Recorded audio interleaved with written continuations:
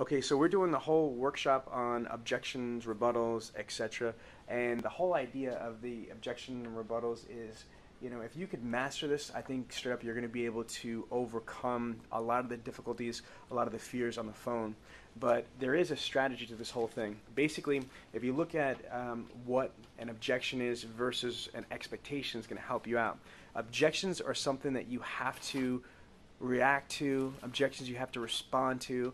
However, an expectation is something that you're going to be able to be proactive with. I mentioned to you before, price could be both an expectation or it could be an objection. For example, let's say you're negotiating with somebody, you're talking to somebody on the phone, and then you go for the appointment. Okay, Sandra, when's the best time for you to come in today in the afternoon, evening? And you're like, Sean, I'm not coming in until I get that bottom line price. Well, that's an objection. She just threw an objection, an obstacle, an intrusion, an obstruction in front of our path to sell something.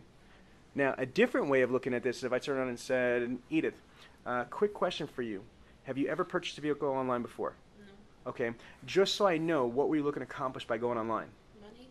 Saving money. Price, right? Price. Okay, so that's an expectation. I'm going to do it again. So if I turn around and said, Sandra, what were you looking to accomplish by going online? Get the best price. Okay, I'm asking what her expectation is. One more time. Quick question for you, Sandra. Just so I know, what were you looking to accomplish by going online? Get the price. Okay, so price is what you're looking for, yes. Right? Do you all see how price is an expectation? I identified what her expectation was. Now, if I turn around and we're talking blah, blah, blah, blah, blah, say blah, blah, blah. Blah, blah, blah. Okay, when's the best time for you to come in? I'm not coming in until you give me a price. Okay, how many times does that happen? Can you imagine? A lot on the internet. So what I want you to all understand is that when we are turning around and we are talking about objections, rebuttals, and expectations, I want to first break down the difference between an objection and an expectation. Now, you can handle both. If you're trained ninjas and ninjettes, you can handle price as an objection or you can handle price as an expectation. Me personally, I choose to handle it as an expectation. I rather instigate it on my own terms. I rather turn around and say again, have you ever purchased a vehicle online before? It's a setup question, yes or no? Yes. Okay. Just so I know, what were you looking to accomplish by going online? Does that make sense? Yep. All I want to be able to do is identify what their expectations are. Now, a rebuttal is a response. A rebuttal is a response. You are going to respond to the customer. So now let's just go through this again. If I ask, I'm going to set the expectation. Just so I know, Sandra, what were you looking to accomplish by going online? Get the best price. Okay, how about this? If I wasn't able to get the absolute best deal, I would never expect you to buy a car from me, okay? So again, Sandra, if I wasn't able to get you the absolute best deal, I would never expect you to buy a vehicle from me, okay? Okay. Now, that is a rebuttal for price. If we went into, let's just say, convenience. Okay, quick question for you. Have you ever purchased a vehicle online before? No. Okay, just so I know, what were you looking to accomplish by going online? More convenient for me. Okay, well, Sandra, I'm so glad to hear you say that because here at Mike Anderson Chevrolet, we make it the most convenient shopping, possible for all of our customers. Actually, we have two different, options. Option A is that we could do all of this over the phone and internet, and then set up what's called an off-site delivery free of charge to your home or office. Or we could do most of this over the phone and the internet, and basically have you come in to do a final inspection on your vehicle and have you in and out of finance as quickly as possible. How's that sound? Great. Okay, so do you all see how that is? We basically just identified their expectations and hit them with a rebuttal, or we, provided them a response. Does that make sense? Yep. Now, someone said this, I don't think it was you, Edith, or somebody said it just before, that a rebuttal might not give them the exact answer. Now, let's go through what I just did. The actual rebuttal that I gave you was from Toyota manufacturer. I learned it years and years ago from Toyota TQFM. And again, price. Just so I know, what were you looking to accomplish by going online? Get the best price. Well, how about this, Sandra? If I wasn't able to get you the absolute best deal, I would never expect you to buy a vehicle from me. Okay. Now, folks, listen to what I just said. She asked me what for the best price. I didn't say that price is $19,432.34. Did I? I didn't give her a bottom line price. Okay, so just because somebody asked doesn't mean you're going to give it to them. What I did is I gave them a rebuttal. I gave them a response because what I want to be able to do is make sure that I met their needs. Okay, all her needs was to make sure she gets the best price. And I assured her, I said, Sandra, if If I wasn't able to get you the absolute best deal, I would never, hence the inflection on the never, I would never expect you to buy a vehicle from me, okay? Does it make sense to everybody? Yep.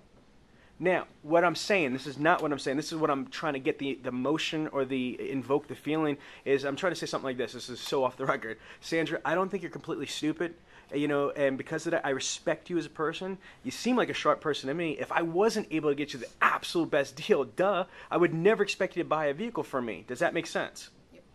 That's what you're trying to invoke. You'd never, never, ever, ever. Now, you go back and rewind this video. I didn't say to say that to the customer. I'm just trying to get you to understand what you're trying to invoke. You're asking her a very important question. You're asking the prospect a very important question. What were you looking for by going on the internet? Or what were you looking to accomplish by going online? If she says to me, or they say to me, Sean, I'm looking for the best price. Well, I'm so glad to hear you say that. Because that's exactly what I'm going to do for you. I'm going to get you the best deal. As a matter of fact, if I wasn't able to get you the best deal, I would never expect you to buy a vehicle from me. Okay. Okay, Sean, that makes sense. There you go. So again, what you all want to understand is you want to identify a prospect's wants, wishes, expectations, meet them, and then exceed them. Do you follow me? Meet them and then exceed them. Now, I don't want to go through a whole conversation, and then all of a sudden I ask Sandra for the appointment, and then she pushes back on me because I didn't do my job first. I want to get that handled right from the beginning, identifying the wants, wishes, expectations. Okay? Now, what I'm also going to be able to do real quick is I want to go over another oldie but goodie rebuttal. It's one that's in your book, is the Feel, Felt, Found. You ready? Okay, so now, quick question for you, Sandra. Just so I know, what were you looking to accomplish by going online? Get the best price. Well, you know what, Sandra, I feel exactly the same way as you do. Price is important to me too. As a matter of fact, other people have felt the same way that we do. That's why they're going on the internet. They're looking for the best price. And you know what they found? By coming to me and Mike Anderson Chevrolet, not only am I going to get them the absolute best deal, they're going to have a fun, easy experience as well. How does that sound, Sandra? Great. Now, do you all see how I did that? Again, I didn't give her what the bottom line price was. I'm not trying to do that, because if you give the prospect the bottom line price, first of all, 96% of the people that you quote a price to will shop it. Okay? On top of that, besides that, is that you minimize your gross potential. That means if you give them the bottom line price right then and there, you minimize the amount of money that you could potentially make.